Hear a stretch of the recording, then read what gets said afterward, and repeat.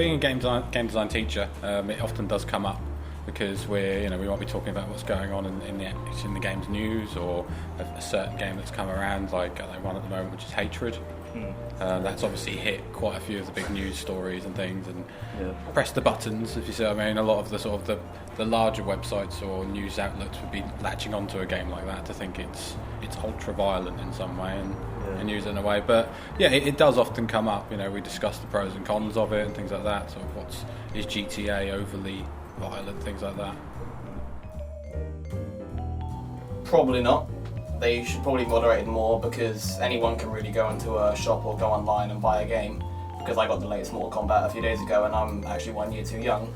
So they should be moderated more, but how that'll be done is not really known, because it's really easy to just get a game online, just fake your age.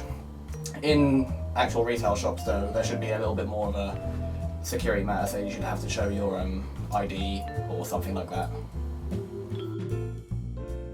I would agree with that, in some ways, but I still think if you gave a kid a gun, or if you showed somebody who'd been shot or whatever, something violent, you would feel something inside. I mean, look, this is horrible. You wouldn't be like, oh, that's just another dead person. It's like, it would be shocking. I think think people are smart enough to realise the difference between the real world and a video game.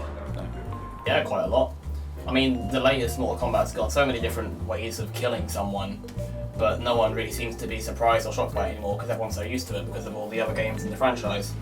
But there's no real way of avoiding that. The more games there are, the more you're going to get used to seeing it. I think it's fine. It went through a bit of a change recently. It used to be with the BBFC, and is now with PEGI.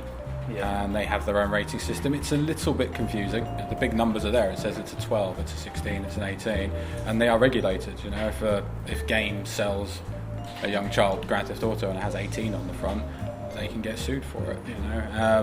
What happens outside of that is it's down to parenting and looking after how they play it.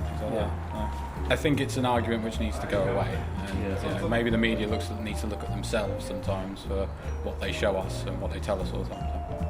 They are.